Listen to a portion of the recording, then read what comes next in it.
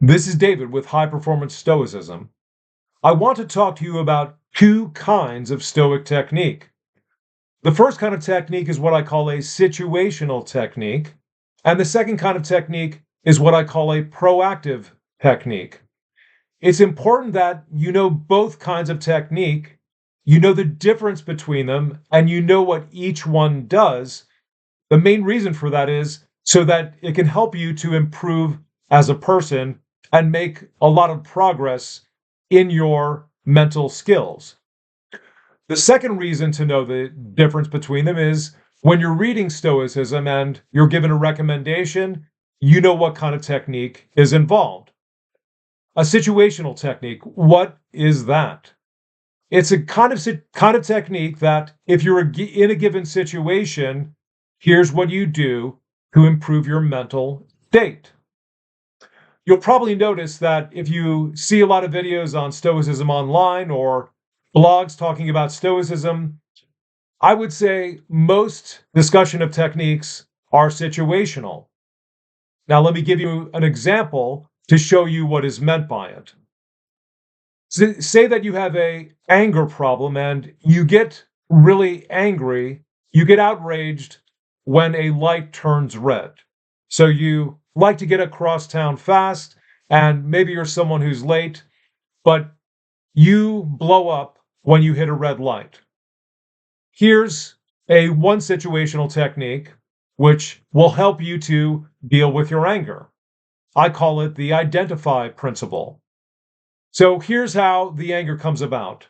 You have some kind of thought or appearance, something comes before your mind, and it's something like, I am going to be late. I'm definitely going to be late.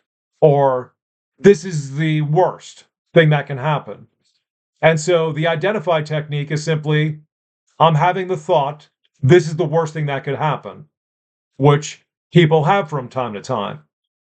By identifying the thought you have, what that does is it gives you a chance not to agree to that thought, not to assent to it, as the Stoics say. And then if you don't assent to that thought, you won't be angry. Another kind of technique, a situational technique for the same situation, is what I call the no addition principle. And that is, you have the thought, this is the worst thing that could happen, or now I'm going to be late, damn it, whatever it is. And before you agree to that thought, you simply take the mental stance of, I'm not going to make any judgments about this. In other words, I'm just going to let this experience be an experience I have without giving in to the thought, this is the worst thing that can happen. And then if you just say, I'm just having this experience without adding any judgment to it, then you won't get angry. Now, those are situational techniques, and I think with those examples, you have a pretty good understanding of some other situational techniques that Stoicism is known for. But what is a proactive technique? Well, a proactive technique is something you do when you're at home, and what you're doing is you're making important thoughts that are part of Stoicism something that you believe over time with the aim of making it your perspective. So let's take a famous principle that everyone knows. Some things are up to us and some things are not up to us.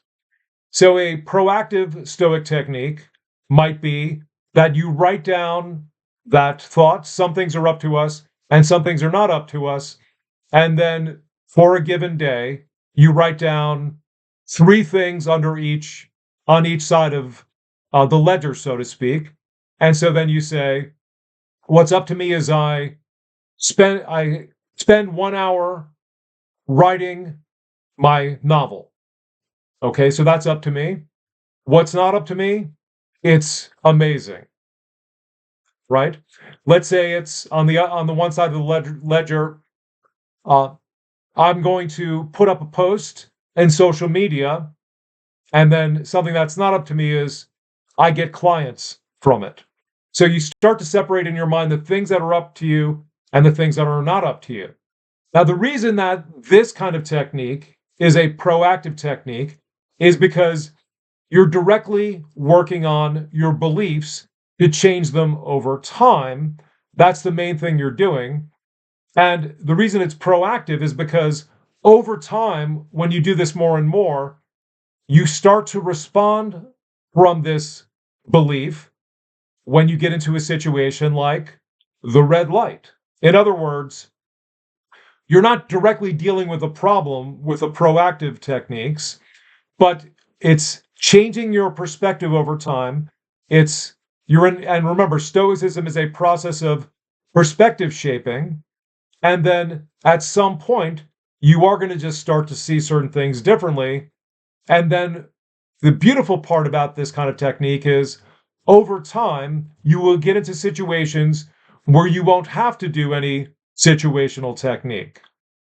And so the connection between when you're doing the proactive technique and when it has its effect later that improves your life, improves your mentality, it may not be obvious, but this is a big part of what Marcus Aurelius was doing when he was writing in his journal.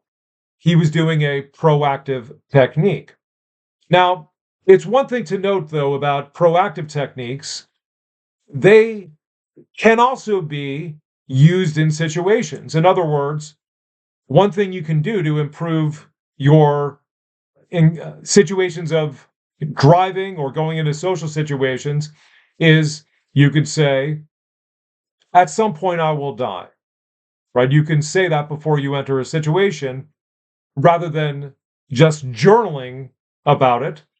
But the key point to note is that there is a difference between them, and situational techniques are generally just for situations that are problematic, and proactive techniques are to shape your mind for the better for the rest of your life. So think about these two techniques, take whatever you've heard about Stoicism or know about it, and try to see what kind of technique is this that I'm dealing with. And by doing this, you will improve your Stoic practices to become someone who is calmer and more confident over time. So before you leave, please like, subscribe, and give a comment, and we'll see you in the next video.